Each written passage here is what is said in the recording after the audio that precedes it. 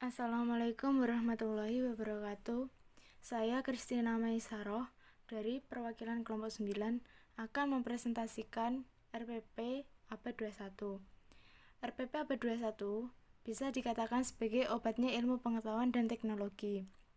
Di era sekarang, hampir semua aspek kehidupan kita dikelilingi oleh perangkat teknologi yang canggih, mulai dari ponsel, laptop, dan sebagainya.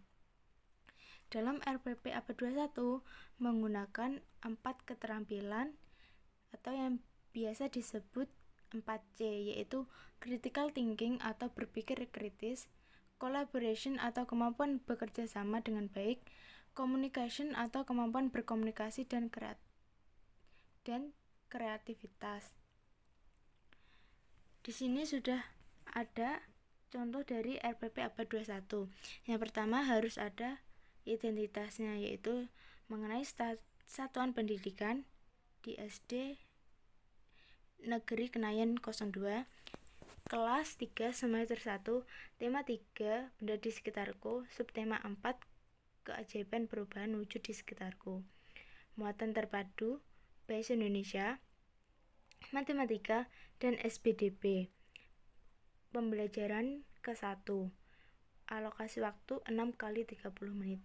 Nah, di sini jika dalam tingkat rendah yaitu alokasi waktunya 6 kali 30 menit, dan untuk kelas tinggi yaitu 6 kali 35 menit. Selanjutnya, kompetensi inti. Kompetensi inti pada umumnya sama dengan kurikulum KTSP dan K13. Hanya saja ada perubahan sedikit. Yang pertama yaitu menerima, menjalankan, dan menghargai ajaran agama yang dianutnya. Yang kedua, menunjukkan perilaku sikap jujur, disiplin, bertanggung jawab, santun, peduli, percaya diri dalam berinteraksi dengan keluarga, teman, guru, dan tetangga, serta cinta tanah air. Yang ketiga, memahami pengetahuan faktual, konseptual, prosedural, dan metakognitif pada tingkat dasar dengan cara mengamati, menanya, dan mencoba berdasarkan rasa ingin tahu tentang dirinya, makhluk ciptaan Tuhan, dan kegiatannya, serta benda-benda yang dijumpainya di rumah, di sekolah, dan di tempat bermain. Yang keempat yaitu menunjukkan keterampilan berpikir dan bertindak kreatif, produktif, kritis, mandiri, kolaboratif, dan komunikatif dalam bahasa yang jelas, sistematis, logis, dan kritis, dalam karya yang estetis, dalam gerakan yang mencerminkan anak sehat, dan tindakan yang mencerminkan perilaku anak sesuai dengan tahap perkembangannya. Selanjutnya terdapat kompetensi dasar dan indikator pencapaian kompetensi. Nah, di sini pada indikator pencapaian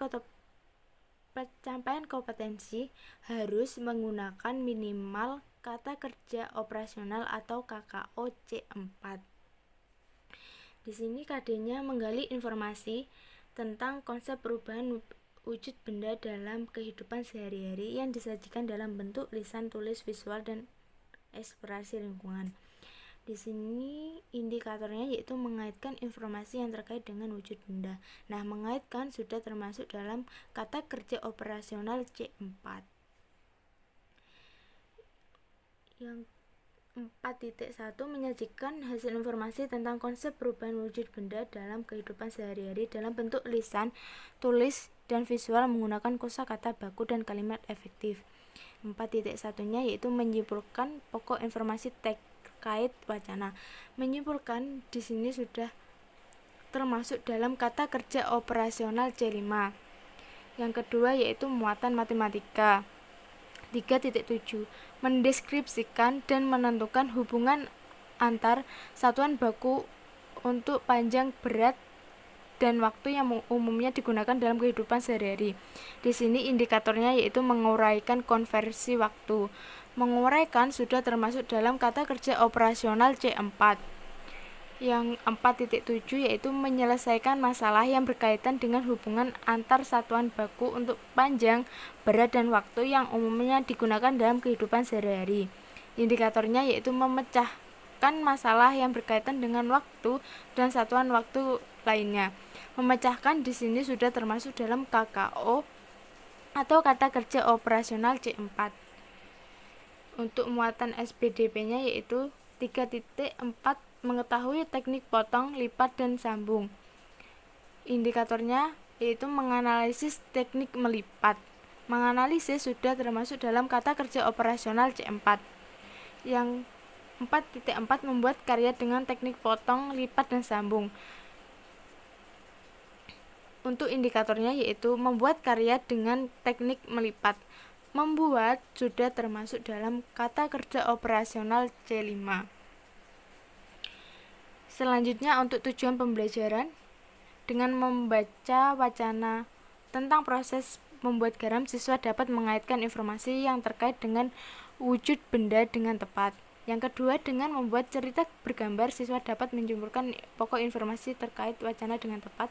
Yang ketiga, dengan memperhatikan slide PowerPoint. Nah, di sini dengan memperhatikan slide PowerPoint sudah termasuk dalam berbasis teknologi atau TPACK. Siswa dapat menguraikan konversi waktu dengan tepat. Yang keempat, dengan berlatih soal mengkonversi waktu, siswa dapat memecahkan masalah yang berkaitan dengan waktu dan satuan waktu lainnya dengan tepat. Yang kelima yaitu dengan mengamati video teknik melipat. Nah, di sini terdapat dengan mengamati video. Video tersebut sudah berbasis teknologi atau sudah menggunakan teknologi TPACK. Yang keenam, dengan mengamati video teknik melipat, siswa dapat membuat karya dengan teknik melipat dengan tepat. Untuk penguatan pendidikan karakter, religius, kemandirian, integritas, dan gotong royong. Terdapatnya materi pembelajaran sama seperti dalam kurikulum K13 dan KTSP, adanya materi pembelajaran yang pendekatan model dan metode yaitu menggunakan pendekatan saintifik dan TPACK. Nah, TPACK di sini yang dimaksud adalah yang berbasis teknologi. Yang metodenya yaitu tanya jawab, penugasan, ceramah, dan demonstrasi. Jadi di sini metode yang digunakan dalam kegiatan pembelajaran yaitu terdapat tanya jawab, penugasan, ceramah, dan demonstrasi. Selanjutnya untuk langkah-langkah pembelajaran. Yang pertama, kegiatan pendahuluan. Guru menyampaikan, siswa menanyakan kabar. 2. Siswa diminta berdoa sesuai dengan agama dan kepercayaan masing-masing. Dalam metode penugasan, guru melakukan apresiasi dengan meminta tanya jawab. Nah, di sini dengan menggunakan metode tanya jawab. Yang keempat, guru menyampaikan tujuan. Di sini menggunakan metode ceramah. Pada kegiatan pendahuluan, alokasi waktunya yaitu 15 menit. Selanjutnya untuk kegiatan inti. Yang pertama, siswa diminta membaca wacana. Di sini menggunakan metode penugasan dan pendekatan 5M saintifik, yaitu mengumpulkan informasi. Yang kedua, siswa diminta membuat, termasuk dalam metode penugasan. Yang ketiga, siswa diminta untuk bertanya mengenai wacana yang sudah dibaca, apakah sudah mengerti atau belum. Di sini menggunakan metode tanya jawab dan melakukan pendekatan saintifik 5M, yaitu menanya. Yang keempat, siswa diminta untuk berdiskusi tentang wacana yang sudah dibaca. Di sini menggunakan metode penugasan dan menggunakan pendekatan saintifiknya yaitu 5M, yaitu mengumpulkan informasi. Yang kelima, siswa diminta mengaitkan informasi yang terkait dalam wacana. Nah, di sini terdapat metode penugasan dan melakukan pendekatan saintifiknya 5M, yaitu mengolah informasi. Yang keenam, siswa diminta untuk membuat, di sini terdapat metode penugasan. Yang ketujuh juga sama, di sini terdapat metode penugasan. Yang kedelapan, siswa diminta menyampaikan hasil diskusi di depan kelas. Di sini menggunakan metode penugasan dan menggunakan pendekatan 5M saintifiknya yaitu mengkomunikasikan. Nah, yang kesembilan ini siswa diminta memperhatikan slide PowerPoint. Nah, slide PowerPoint yang dimaksud di sini adalah guru menampilkan slide PowerPoint. Di sini sudah menggunakan TPACK atau collaboration TPACK dalam bentuk pendekatan 5M saintifiknya yaitu mengamati. Yang ke-10, siswa diminta untuk menguraikan konversi waktu yaitu dalam bentuk penugasan. Yang ke-11 juga dalam bentuk metode penugasan. Ke-12 juga bentuk penugasan. Nah, yang ke-13 di sini siswa diminta mengamati video teknik pelipat. Video juga termasuk dalam bentuk metode demonstrasi, dan di sini juga sudah menggunakan collaboration TPAJK dalam penggunaan pendekatannya saintifiknya di sini menggunakan mengamati. Yang ke-15 yaitu siswa diminta menganalisis. Di sini metodenya penugasan dan pendekatan saintifiknya mengolah informasi. Yang ke-15 siswa diminta mengamati video teknik melipat, yaitu di sini terdapat metode penugasan. Yang ke-16 metodenya di sini penugasan dan pendekatan saintifiknya mengkomunikasikan, yaitu siswa diminta membuat karya. Untuk kegiatan inti alokasi waktunya 145 menit. Untuk kegiatan penutup yaitu yang pertama, guru melakukan penilaian hasil belajar dengan meminta siswa, yaitu di sini metodenya penugasan juga.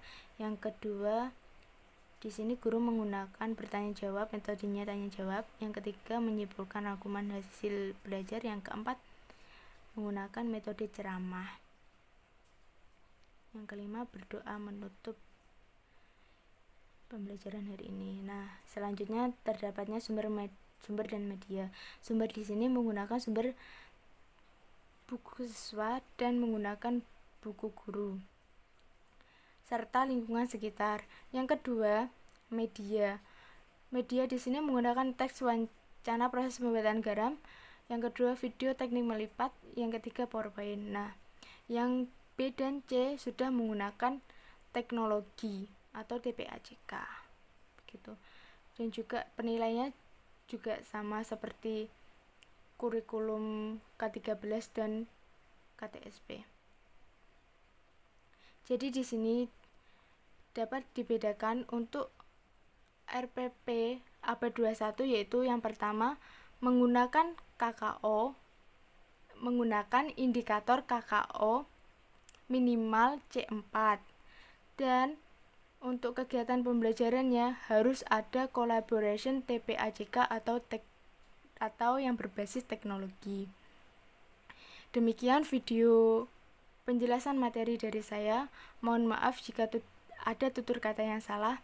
Wassalamualaikum warahmatullahi wabarakatuh.